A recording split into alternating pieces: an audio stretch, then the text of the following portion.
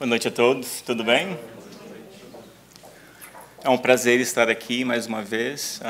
Obrigado por tirarem um tempinho para estar aqui comigo, para a gente poder conversar um pouquinho a respeito da nossa caminhada aqui. Eu não sou especialista em nada, sou um aprendiz, então para mim é uma honra estar aqui para que nós possamos aprender juntos. Bom, dizem que os olhos são a janela da alma, né? Tem muita alma linda aqui hoje. Alguém vindo pela primeira vez? Bem-vindo, bem-vindo. Bom, hoje eu vou falar sobre o lado escuro da luz. Um título meio estranho, né? Porque quando nós pensamos em luz, nós não pensamos em escuridão. É exatamente o contrário disso, né? É claridade. Mas eu quero que vocês entendam luz como o nosso despertar espiritual, como o nosso crescimento, como o nosso autoconhecimento. Então, foquem nesse aspecto. Essa palestra, eu já apresentei ela algumas semanas atrás, eu apresentei em inglês. Enquanto eu estava preparando, eu tive uma ideia de fazer uma pergunta. Então, eu perguntei a meus amigos, rede social, inclusive perguntei até mesmo aqui na casa, no dia que eu falei. Se você tivesse a possibilidade de ter um desejo realizado, qualquer que fosse, o que você pediria? Pensa nisso um pouquinho. Então, pessoalmente, se eu dissesse a você o que você mais deseja, qual seria a sua resposta? O interessante foi que a grande maioria das pessoas com quem eu conversei tiveram respostas muito parecidas, independente de idade, status social, raça, crença, todas as respostas estavam alinhadas. Eu quero saúde, eu quero paz, algumas queriam dinheiro, proteção, sucesso, independentemente de quem elas eram, as respostas eram muito parecidas. Então, muitas queriam sucesso, muitas queriam amor, saúde, felicidade. Agora, o interessante foi que todos disseram: eu quero, eu quero, eu quero. Então, não somente eles estavam pensando neles, mas muitos pensaram nos próprios familiares. Então, eu quero saúde, mas ninguém disse: eu quero que meu amigo tenha saúde, eu quero que meu próximo tenha felicidade, eu quero que meu vizinho tenha sucesso. Todas as respostas partiram do eu, de mim mesmo, né? E na verdade, não tem nada de errado com isso, a princípio, né? Porque, como seres, nós estamos pré-condicionados a pensar em nós mesmos. Então, muitas vezes, nós nos colocamos em primeiro lugar, para que depois nós possamos pensar no outro. Então, a princípio, esse fato do eu quero, quando eu estou pensando em mim, não tem nada de muito sério, a princípio, né? Porque para que nós possamos crescer, desenvolver no sentido espiritual e moral, o que é preciso que nós façamos primeiro? É preciso que nós nos autoconheçamos, correto? Né? E qual é uma forma de se fazer isso? Pensar em si mesmo, é trazer o pensamento para dentro de nós, né? Porque quando nós fazemos isso, nós podemos refletir. Todos nós estamos aqui por um propósito, por uma razão. Tanto aqui, nesta casa hoje, quanto aqui, nesta vida que estamos vivendo agora. Né? Nós somos resultados de nossas ações passadas, nossas ações presentes, e esse conjunto vai ditar quem nós seremos no futuro. Então, esse autoconhecimento ele é importante, né? Se nós formos no próprio livro dos Espíritos, qual o meio prático mais eficaz que tem o homem de se melhorar nessa vida e de resistir à atração do mal? Um sábio da antiguidade vô disse: conhece-te a ti mesmo. E qual é a forma mais comum de se autoconhecer? É trazer o nosso pensamento para dentro de nós mesmos, correto? Muitos de nós fazemos isso. Se nós abrirmos a Bíblia, por exemplo, Jesus tirou tempo para se autoconhecer. Paulo de Tarso fez a mesma coisa. O Buda vivia isolado num palácio quando ele percebeu que a vida que ele vivia era completamente diferente do mundo à sua volta. Ele também foi numa aventura de autoconhecimento. Então, essa parte de nos conhecermos é muito importante. Porém, nós não devemos ficar apenas no nosso autoconhecimento, mesmo que esse entrar para dentro tenha a finalidade de nos conectarmos a Deus, mesmo que essa intenção seja de estarmos sempre presentes com Deus. Por quê? Porque nós temos um mundo ao nosso redor. Então, ao mesmo tempo que é muito importante estabelecermos essa conexão com o Criador, uma vida passada apenas buscando essa conexão, sem fazer mais nada, às vezes pode ser uma vida improdutiva, correto? Seria errado? Será que é errado fazer apenas isso? Eu me considero uma pessoa boa, e tudo que eu faço, e tudo que eu desejo, tudo que eu quero fazer é me conectar a Deus. Se nós formos à Índia, por exemplo, e nós pensarmos nos sábios indianos, quantos deles não se isolam no topo de uma montanha ou numa floresta e nunca mais têm contato com ninguém do mundo exterior, a não ser que alguém os procure? É uma história muito comum quando nós pensamos a respeito da Índia, correto? Mas será que isso é o que nós devemos fazer?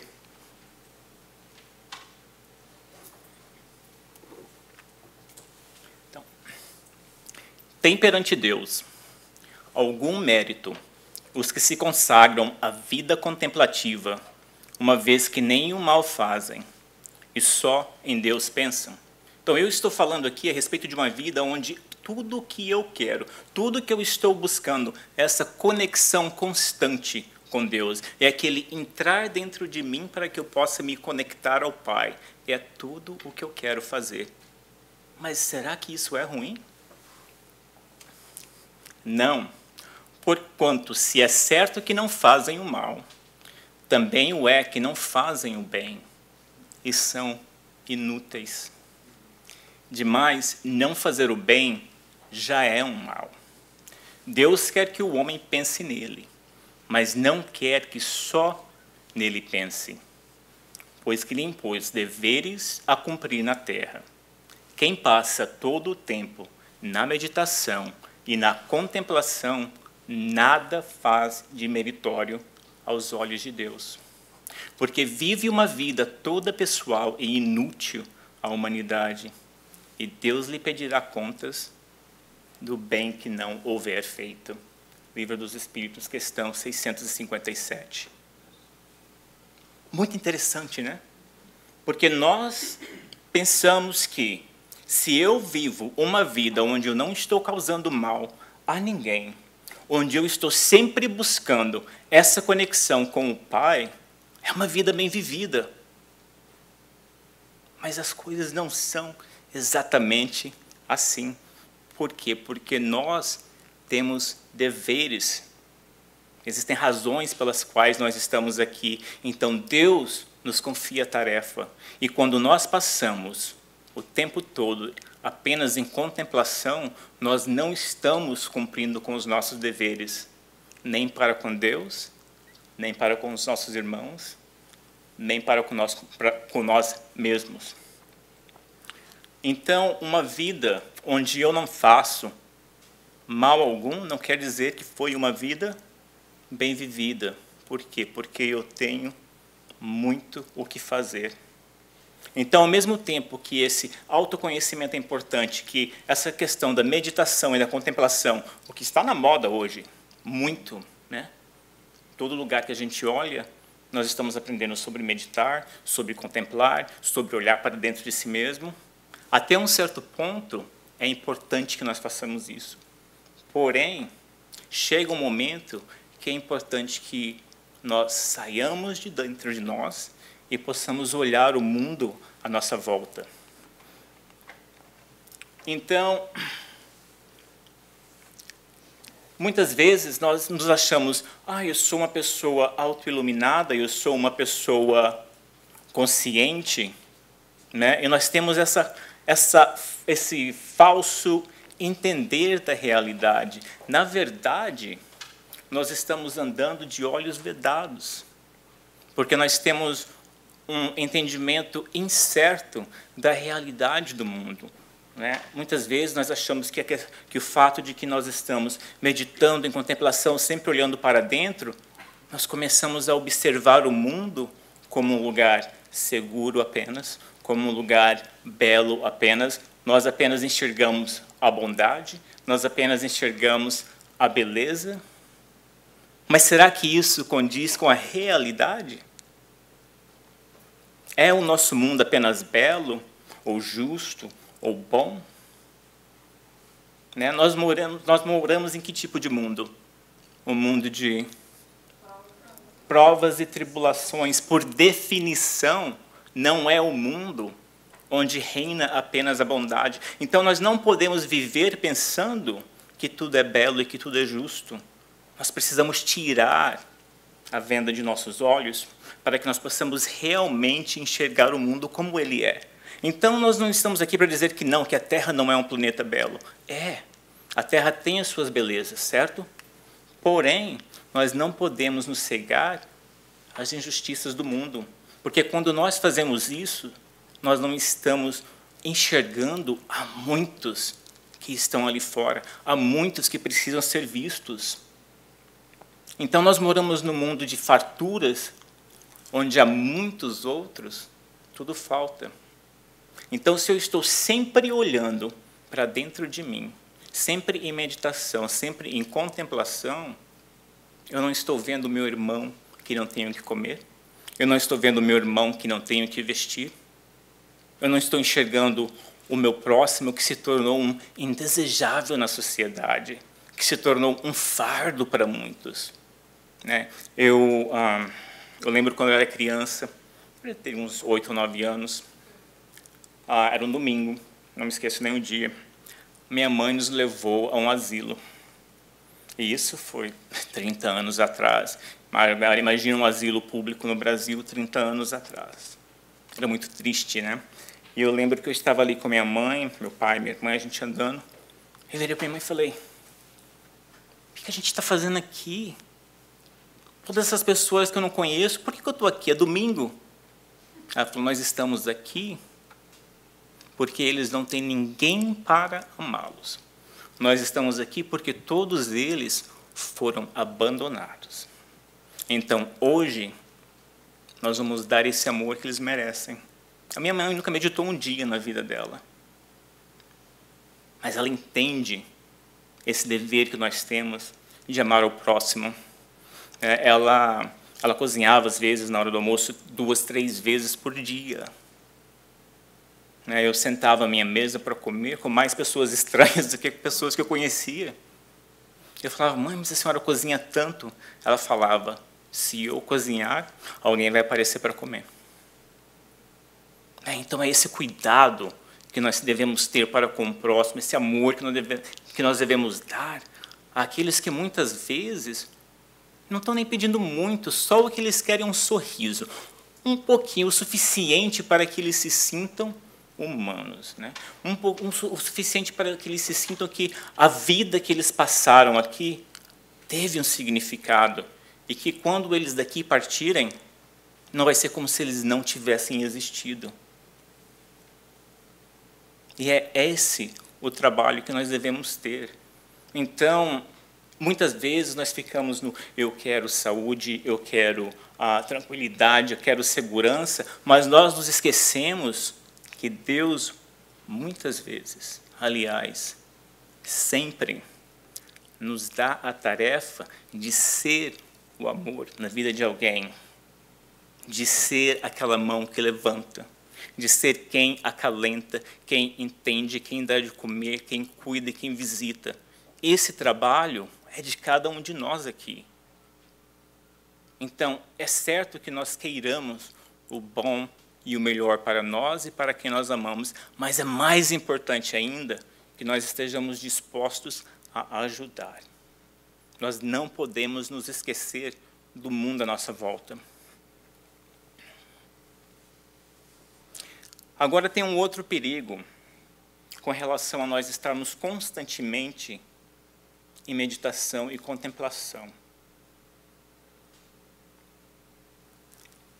Às vezes, nós pensamos de que o fato de que nós não estamos causando mal a ninguém significa que nós estamos vivendo uma vida boa, correto? Justa, certa. Porém, às vezes, nós não enxergamos que, quando estamos tão focados em nós mesmos, nós estamos dando espaço para que nasça a indiferença e o egoísmo. E muitas vezes nós não estamos nem cientes ou conscientes de que o egoísmo está ali presente. Vamos pensar na atualidade de hoje, nessa pandemia que está se alastrando por todo o nosso mundo. Nós temos uma casa? Sim. Temos comida, mesmo que não seja muito, mas temos. Temos um lugar onde podemos dormir, estamos aqui, né? Então, se nós realmente pararmos para refletir, nossas bênçãos são muitas. Mas de todas as bênçãos que nós temos, com quantas outras pessoas nós estamos dividindo todas essas bênçãos, todas essas farturas? Qual foi a última vez que você visitou um enfermo, que você ajudou alguém a alimentar um outro? Então, se nós não estamos dividindo com os outros as nossas bênçãos, isso em si é definição de egoísmo. O que é o egoísmo? É o não compartilhar. Não importa se nós temos muito ou pouco. O importante é que nós saibamos dividir com amor. Então, dentre os vícios, qual o que se pode considerar a raiz de todos os outros? Temos dito muitas vezes, o egoísmo. Está vendo como é perigoso? Mesmo que esse egoísmo seja imperceptível para nós, mesmo que não venha de um lugar de consciência, mesmo que ele seja consciente, é uma semente que nós estamos plantando no pote errado. Daí deriva todo mal. Estudai todos os vícios e vereis que no fundo de todos há egoísmo. Por mais que lhes deis combate, não chegareis a extirpá-los, enquanto não atacardes o mal pela raiz, enquanto não lhe houverdes destruído a causa. A causa é esse foco constante em nós mesmos. Então, para ajudar a combater esse egoísmo, nós devemos voltar os nossos olhos para os outros, nós devemos abrir os olhos de nossas almas e enxergar a tantos necessitados que estão à nossa volta.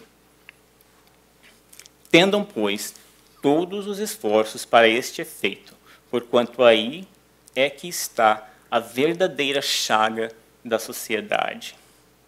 Quem quiser, desde esta vida, ir aproximando-se da perfeição moral, deve expurgar o seu coração de todo sentimento de egoísmo, visto ser o egoísmo incompatível com a justiça, o amor e a caridade. Ele neutraliza todas as outras qualidades. Livro dos Espíritos, questão 913. Essa questão é muito importante. Os ensinamentos trazidos aqui são de extrema importância para o nosso viver, e nós devemos estar prestando atenção nisso e combatendo o egoísmo ou essa indiferença. E como é que nós fazemos isso? É através apenas da meditação, ou da concentração, ou da contemplação, ou o constante olhar ao nosso interior? Será que é isso que nós devemos estar fazendo apenas? Não. É através da ação. É através de nós realmente enxergarmos aqueles ao nosso redor que necessitam de nosso amor. Aqueles para quem o mundo está sendo injusto. Aqueles que estão em necessidade de amor. Para quem nós podemos ser o quê? Caridosos. Caridade é apenas doação material? Não. Caridade é amar. Caridade é aceitar. Caridade é sentar ao lado do seu amigo e deixar que ele sinta a sua presença sem você falar uma palavra. É visitar uma pessoa doente. Nada disso custa um centavo. E todos nós podemos ter uma abundância desses sentimentos dentro de nós. Todos os seres humanos nascem livres e iguais em dignidade e em direitos, dotados de razão e de consciência. Devem agir uns para com os outros em espírito de fraternidade. Alguém sabe o que é esse mandamento, esse ensinamento, essa frase? Alguém já ouviu antes? Está na Bíblia? Alguém sabe me dizer? No Livro dos Espíritos? Não? Parece que veio de um livro espiritual, né? Mas, na verdade, é o artigo 1º da Declaração Universal dos Direitos Humanos. Olha que ensinamento maravilhoso. A Declaração Universal dos Direitos Humanos foi ratificada em 1948, então alguns anos após o término da Segunda Guerra Mundial. Algumas nações se juntaram e sentiram o dever de colocar em escrito um código ético e moral para que nós, seres humanos, pudéssemos seguir. E sabe por que isso foi feito? Porque em pleno século XX, nós fizemos e causamos atrocidades impensáveis.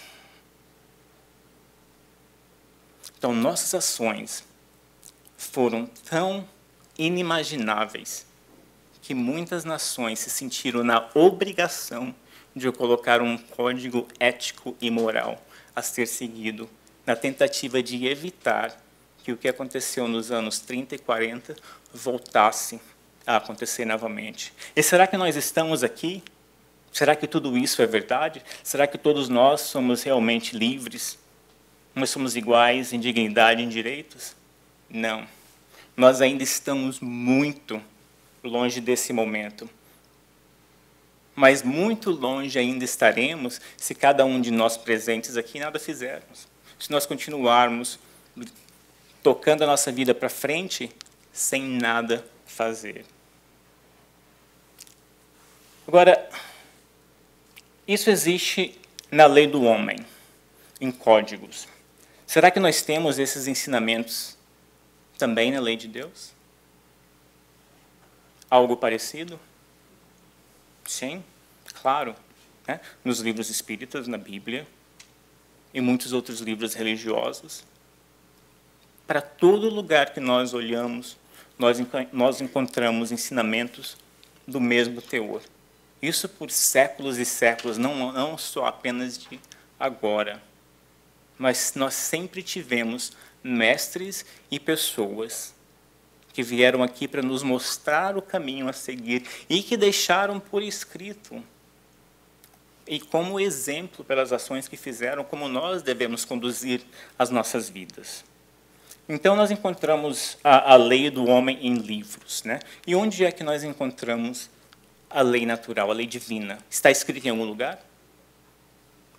Além dos livros espíritas, além da Bíblia, está escrito dentro de cada um de nós.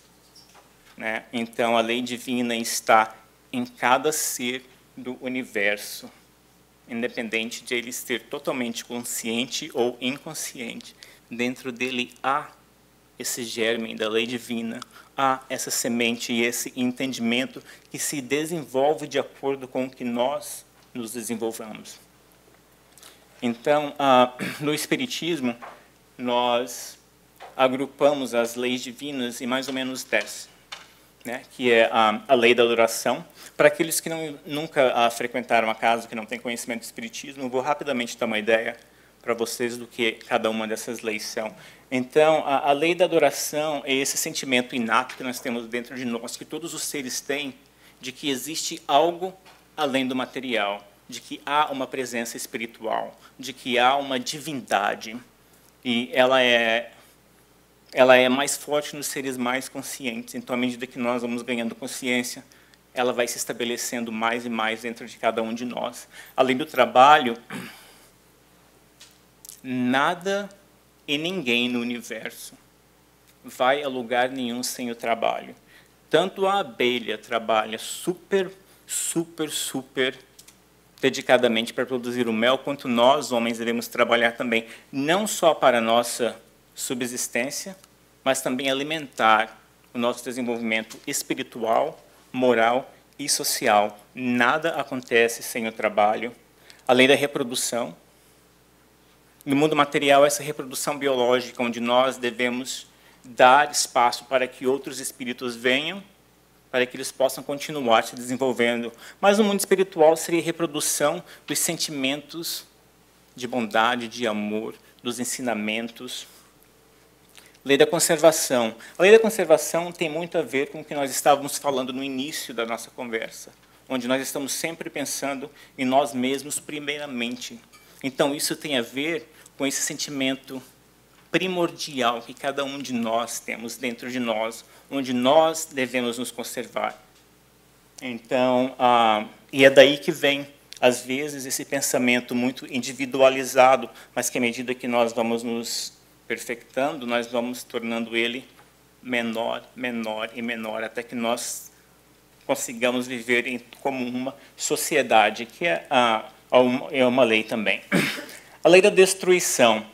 Agora parece o contrário, né? Deus e destruição. Será que realmente é contrário isso daí? Não. Por quê? Porque para que cada coisa se renove, é preciso que ela o quê? Seja destruída primeiro. Então, quando uma coisa acaba, ela dá nascimento a algo melhor às vezes, né? Se nós prestarmos atenção no universo, por exemplo, o que acontece depois da morte de uma estrela? Todo um sistema planetário nasce. Então, destruição é sinônimo de renascimento também. A sociedade, nós não somos destinados a vivermos individualmente. Nós não aprendemos e não vamos a lugar algum sozinhos, nós dependemos um do outro. E quanto mais rápido nós aprendemos que nós trabalhamos melhor em sociedade, mais rápido nós vamos nos desenvolvendo e melhorando. Progresso, nada fica estagnado para sempre, todos nós progredimos. Nós podemos resolver estacionar por um pouquinho, mas nada é eterno. Essa estagnação, ela um dia vai dar lugar a movimento e nós vamos continuar a progredir, não somente como espírito, mas também como planeta. Então, tudo desenvolve, tudo progride. A lei da igualdade, onde eu não sou melhor que você e nem vocês é melhor que outras pessoas. Nós somos todos iguais perante a Deus com um propósito, que é alcançar essa luz, que nós estamos sempre e eternamente buscando. Nós podemos não ser os mesmos ou estarmos nos mesmos lugares, mas no propósito nós somos todos iguais. Liberdade, todos nós temos o livre-arbítrio, todos nós temos o direito à escolha, né? É aquela questão de que tudo nós podemos, mas nem tudo nós devemos, né? Então, o meu direito acaba onde o seu começa. A minha liberdade termina onde a sua começa, e nós devemos ser capazes de entender isso daí. E a lei da justiça, do amor e da caridade, onde o mundo deve ser um lugar justo para todos, onde o amor deve reinar, né? E onde a caridade deve fazer parte da nossa vida diária. troca a palavra caridade por irmandade, talvez fique mais fácil de entender o real significado da palavra. Agora, se eu fosse perguntar para vocês, de todas essas leis, existe alguma que é a mais importante de todas elas? Será que é a lei da adoração? Se nós pensarmos nos ensinamentos bíblicos, onde nós devemos amar a nosso Deus sobre todas as coisas, e Jesus fala, e deve ser seguido por amar o seu próximo como a ti mesmo. Será que essa é a lei mais importante? E vamos entender que todas essas leis, elas se relacionam uma com a outra. Elas não existem independentemente, elas existem em conjunto. Agora, se nós tivéssemos que escolher apenas uma delas, a lei da justiça, do amor e da caridade é a mais importante de todas. Por quê? Porque tudo está em volta do amor. Tudo está em volta de um mundo justo. Né? Nós acabamos de dizer que os ensinamentos de Deus, que Deus está presente em cada um de nós, em todo o lugar da natureza. Então, quando eu amo ao meu próximo, quando eu auxilio o meu próximo, quando eu cuido do meu próximo, eu estou amando, auxiliando, reverenciando e adorando a Deus, porque Ele está em cada um de nós. Então, de todas as leis, essa é a mais importante, porque é a justiça, o amor e a caridade que dá nascimento a todos os outros sentimentos. Toda virtude tem seu mérito próprio, porque todas indicam progresso na senda do bem. Há virtude sempre que há resistência voluntária ao arrastamento dos maus pendores. A sublimidade da virtude, porém, está no sacrifício do interesse pessoal pelo bem do próximo, sem pensamento oculto. A mais meritória é a que assenta na mais desinteressada caridade. Livro dos Espíritos, questão 893. O que isso significa? Significa fazer o bem sem olhar a quem. Significa fazer caridade desinteressada, realmente que vem do fundo do meu coração. Aquela que você faz pelo simples fato de fazer o bem a alguém. Não é a caridade que você faz porque você quer que outras pessoas não enxerguem as nós que existem dentro de nossas almas, onde nós queremos ser vistos de uma forma melhor. Porque nós não somos. Então nós fazemos aquela caridade alta, extravagante, onde eu estou dando e eu quero que alguém veja que eu estou dando, para que eu seja reconhecido por esse ato. Isso significa que aquele ato não vai ter valor? Não, não significa que ele não tenha valor. Por quê? Porque, no final das contas, ele está beneficiando alguém. Porém, para nós, o valor é diferente. Porque nós não estamos fazendo simplesmente pelo fato de amar o próximo. Nós estamos fazendo pelo reconhecimento do ato que está sendo feito. Agora, qual é o real sentido da caridade? O que é realmente a caridade, né? Qual o verdadeiro sentido da palavra caridade, como a entendia Jesus? Então, benevolência para com todos, indulgência para as imperfeições dos outros e perdão das ofensas. Livro dos Espíritos, questão 886. É uma explicação muito simples, na hora que nós olhamos, mas o significado é muito profundo. Benevolência para com todos é bondade para com todos, não somente para os seres humanos, mas para com a natureza, para com os animais. É esse amor que nós devemos colocar no mundo. Indulgência para as imperfeições dos outros. O que é isso? É saber respeitar a cada um por quem eles são e pelas falhas que eles têm. Nós não queremos julgar alguém pelo simples fato daquela pessoa ser diferente de nós, ou porque ela não condiz com o entendimento do mundo que nós temos. Nós não queremos usar as suas diferenças como um fato para humilhar, para diferenciar, para nos elevar à custa do outro. Na caridade, por exemplo, quando você está auxiliando uma pessoa, quando você vai ao encontro do necessitado, ao invés do necessitado colocar a mão para fora e dizer, me ajuda, pelo amor de Deus, você está sendo indulgente. Por quê? Porque você está poupando aquela pessoa a humilhação de ter que pedir, a humilhação de ter que se sujeitar a dizer, eu não tenho o que comer, eu não tenho o que vestir, eu não tenho onde colocar o meu corpo doente. Então você vai ao encontro daquela pessoa. Isso é ser indulgente. E perdão das ofensas. É aquela questão onde se alguém grita com você, você não grita mais alto. Ao contrário, você tenta entender o porquê que aquilo está acontecendo. Você perdoa. É muito comum para nós sempre desejar que as nossas falhas sejam perdoadas, correto?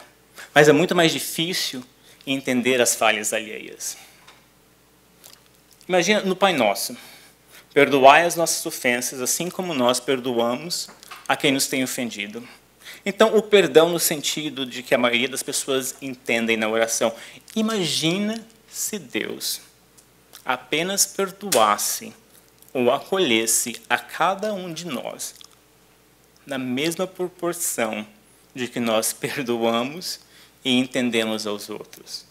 Será que nós teríamos muita providência divina em nossas vidas? E toda vez que nós oramos, nós pedimos por esse perdão, por esse entendimento. Não pedimos? Então nós devemos também dar na mesma medida que nós esperamos. Jesus nos ensina o real sentido e significado da caridade na parábola do julgamento das nações, onde ele conta a história de um rei que veio ao seu palácio e dividiu as nações em duas, uma à sua esquerda e outra à sua direita, e a julgou de acordo com os seus atos. Uma ele elevou, e a outra ele rebaixou, ele repreendeu, né? E a explicação dele foi muito simples. Ele simplesmente disse, quando eu tive fome, vocês me deram de comer.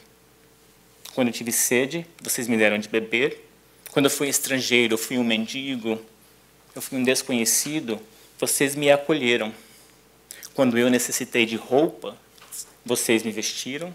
Quando eu estive enfermo, vocês cuidaram de mim. Eu estive preso e vocês me visitaram. Quando Jesus estava falando e contando a história desse rei, ele não estava falando de si próprio.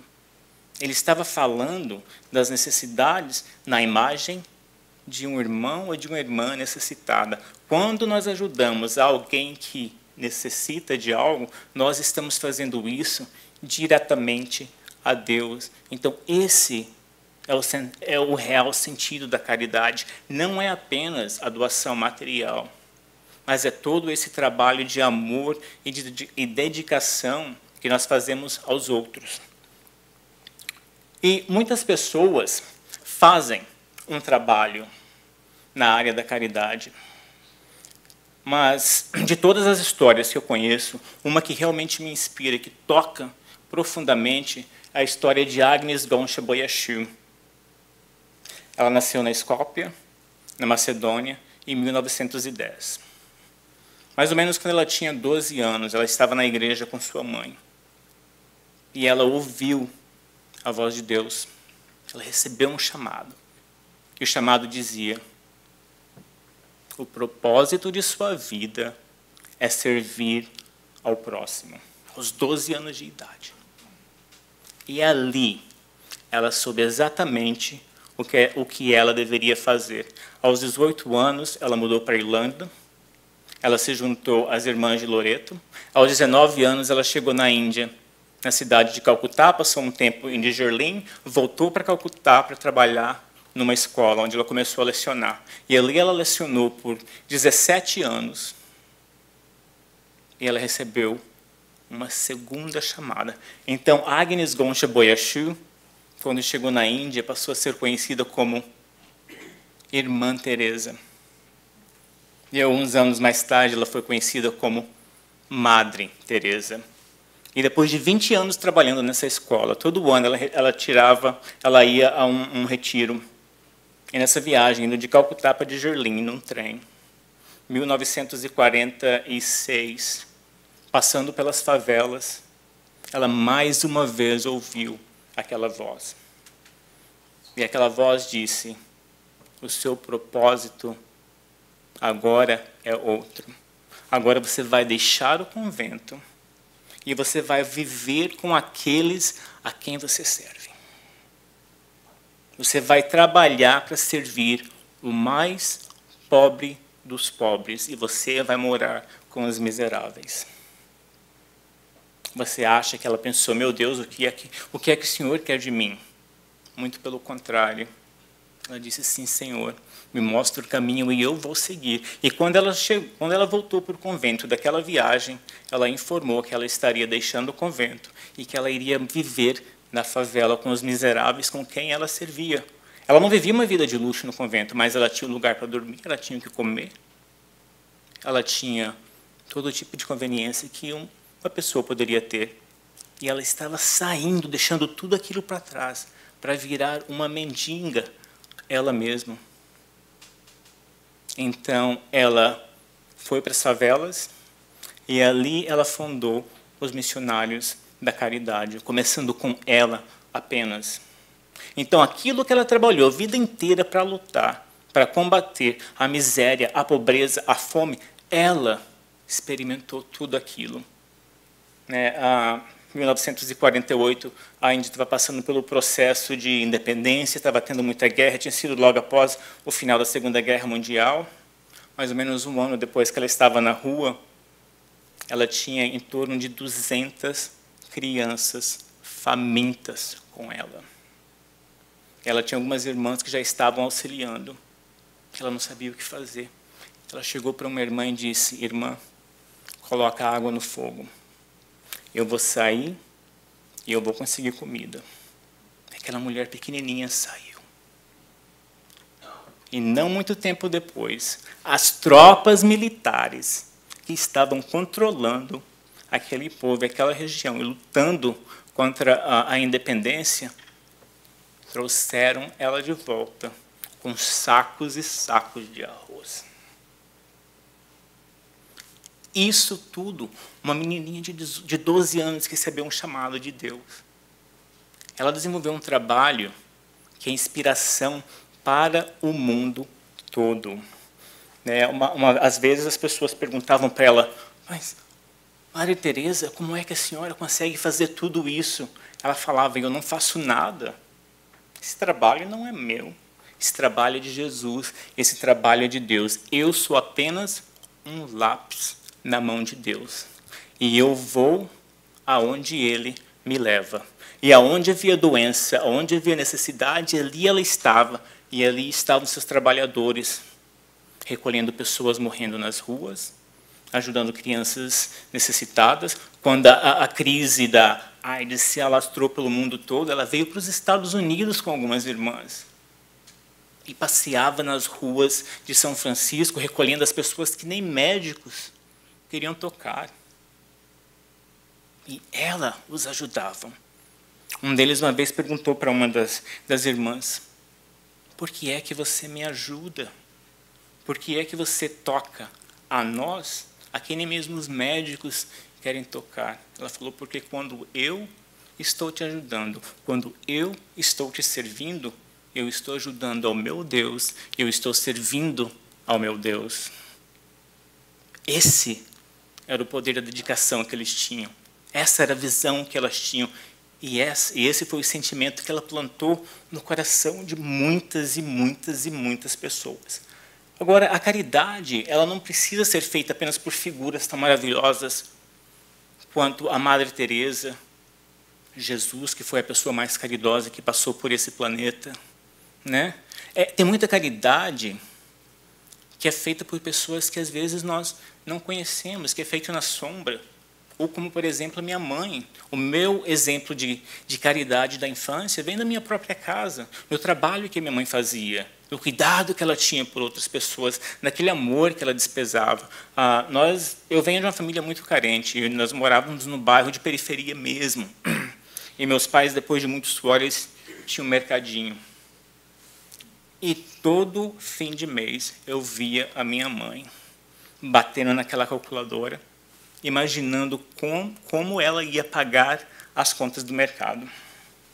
E eu ficava pensando, nossa, eles vendem tanto, mas no final do mês ela está sempre ali, tentando pagar as contas. Sabe por quê? Nós morávamos num lugar tão pobre, que a maior parte da venda que ela fazia era fiado. Na verdade, ela sabia que ela nunca ia receber aquilo ali, mas ela também tinha consciência e o coração de entender que se ela não desse para aquela família aquele alimento, eles não teriam o que comer. Então, eu sou uma pessoa de muita sorte, porque eu fui criado vendo esse exemplo diariamente.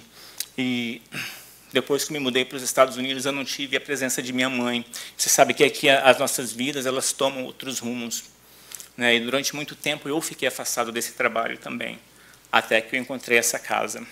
Então, o centro é muito importante para mim, porque é onde eu realmente plantei a minha semente.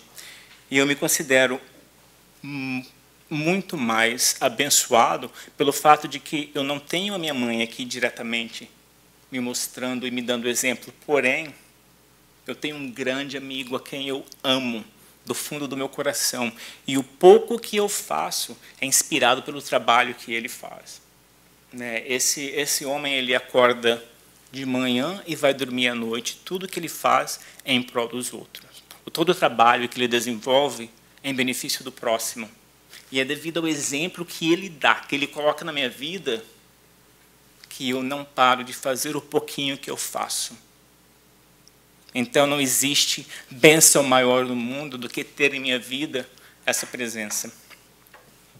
E a Maria Teresa, ela explica para a gente o que é importante com relação à caridade, como nós devemos ver a Deus. O amor de Deus é infinito, é cheio de ternura, é cheio de misericórdia, é cheio de perdão, é cheio de bondade, é cheio de compreensão. Não importa cor, raça, nacionalidade, religião. Toda criança, mulher e homem é um filho de Deus criado à sua imagem. E quando nós conseguimos enxergar isso em outra pessoa, fica muito mais fácil amar, fica muito mais fácil entender, fica muito mais fácil ter esse desejo de ajudar. Eu quero dividir com vocês aqui 2 vídeos. Né? Esses são 2 vídeos a respeito do trabalho que eu tenho a bênção de ser parte. Né? Então, há mais ou menos quase 3 anos, agora é difícil acreditar que já faz tanto tempo assim, né? Eu entrei em contato com o Roosevelt, que muitos aqui devem conhecer. Esse é o meu exemplo diário, esse é o homem que me ajuda a fazer o pouco que eu faço. E eu sei que ele não gosta de reconhecimento, o intuito aqui não é reconhecer o trabalho que ele faz. O intuito aqui é mostrar para cada um de nós que para ser caridoso, para ajudar ao próximo, você não precisa ser uma celebridade conhecida pelo mundo todo. Cada um de nós aqui tem dentro de nós a semente e os ingredientes que são necessários para mudar o mundo. Então, esse foi o primeiro trabalho que eu tive o prazer de fazer com ele. Foi uma viagem que foi feita ao Haiti em 2018, 2017. E eu não pude ir. Um mês antes da viagem, eu descobri que o meu passaporte, que era de 10 anos, na verdade, era apenas 5, e vencia no dia da viagem. Então, eu não pude ir nessa primeira viagem, mas eu fui na segunda. Esse foi a história do grupinho que hoje trabalha junto para poder trazer um pouco de benefício para o mundo. E tem muitos daqui presentes que são parte. Eu tenho certeza que todos vocês aqui estão em contato com alguém que faz parte desse trabalho. Muitas pessoas passam uma boa parte de suas vidas buscando um propósito maior, algo que as faça realmente viver. Nos esquecemos que o que realmente precisamos fazer é caminhar, e a vida nos mostra as trilhas a seguir. Tudo o que precisamos ter é um coração aberto ao mundo e olhos capazes de enxergar além do que se vê. Todo herói tem uma jornada que começa com a dor, mas que desperta dentro de si uma força capaz de transformar o mundo ao seu redor. Nós estamos nessa jornada agora. A diferença é que estamos sendo salvos. Vocês fazem parte de nossa história. No começo do ano, nos reunimos para ajudar um amigo numa viagem humanitária para o Haiti. Esse foi o início de nosso resgate. Quando o grupo chegou ao Haiti, tudo que se viu a princípio foi tristeza, poluição, lixo, pessoas e animais, todos dividindo as mesmas ruas. Mas de repente, quando os olhos da alma se abrem, o que se vê são pessoas cheias de esperanças, que mesmo no meio de tanta pobreza, ainda encontram razões para sorrir. Esse é o momento que você percebe que quando eles olham para você, eles veem um amigo. Para eles, nós somos a promessa de uma vida melhor e a certeza de que o mundo não os esqueceu. A realização de que tão pouco significa tanto para alguém te toca no fundo da alma e muda todo o seu ser. Muitos de nosso grupo foram ao Haiti para deixar doações, mas todos voltaram com a certeza de que nossa história estava apenas no começo. Estamos trabalhando noite e dia para mostrar a eles que nosso raio vívido de amor e de esperança, a terra deles também desce, e que nosso peito, verde e amarelo, também bate azul e vermelho com as cores do Haiti. Eles agora são nossa família também, e nós precisamos de todos vocês para que eles triunfem. Obrigado por caminhar conosco e tornar este sonho uma realidade. Divida nossa história com seus amigos e família e convide a eles para participarem. O mundo precisa de mais heróis como vocês. Então, esse é um dos trabalhos que é feito. Eu quero passar mais um outro vídeo para vocês, apenas um minutinho mais. E esse vídeo é a respeito da epidermólise bulhosa. Começando ontem, é a semana de conscientização de epidermólise bulhosa. É um outro trabalho que o Roosevelt encabeça, dentre dos muitos. E um convite para vocês, se alguém aqui estiver interessado em ajudar, trabalhe com o centro. O centro tem muito trabalho que eles fazem também. A Caravana do Amor é um trabalho muito lindo que agora está em pausa, mas sempre precisa de voluntários. Então, quando vocês ajudam o centro, quando nós ajudamos ao centro, nós estamos também ajudando muitas outras pessoas.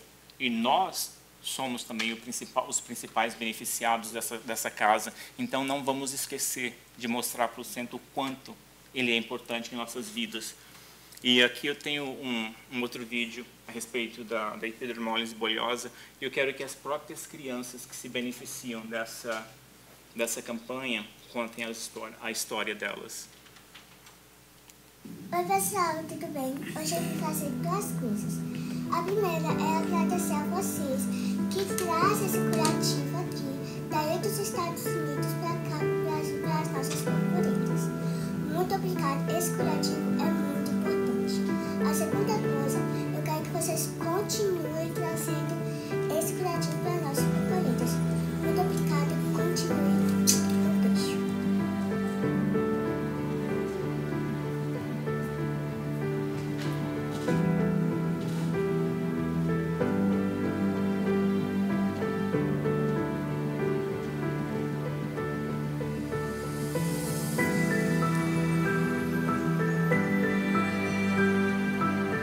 Gente, continue ajudando a ONG, que ajudando a ONG, com certeza a ONG vai nos ajudar e ajudar muitos que precisam, né?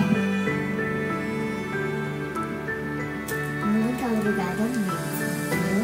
Beijo. Que Deus abençoe todos vocês. Beijo. Muito linda, né? Então, existem muitos trabalhos que estão sendo feitos e eu espero que eu tenha inspirado e plantado uma sementinha no coração de cada um de vocês aqui presente, que vocês possam também continuar espalhando esse amor pelo mundo e mostrando aos outros, aos que necessitam, que eles importam e que a história que eles têm para contar é uma história válida e que é importante para cada um de nós aqui presente. E eu quero terminar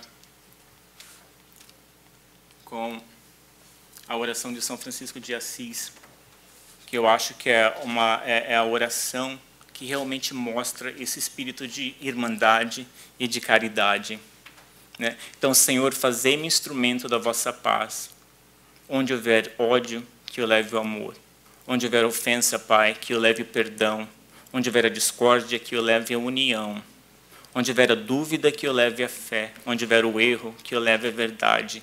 Mestre, onde houver o desespero, que eu leve a esperança. Onde houver a tristeza, que eu leve a alegria. Onde houver as trevas, que eu leve a luz. Fazei, Senhor, que eu procure mais consolar que ser consolado, compreender que ser compreendido, amar que ser amado. Pois, Pai, é dando que se recebe, é perdoando que se é perdoado, e é morrendo para si mesmo que se vive para a vida eterna. Foi um prazer enorme estar aqui com vocês hoje. Eu peço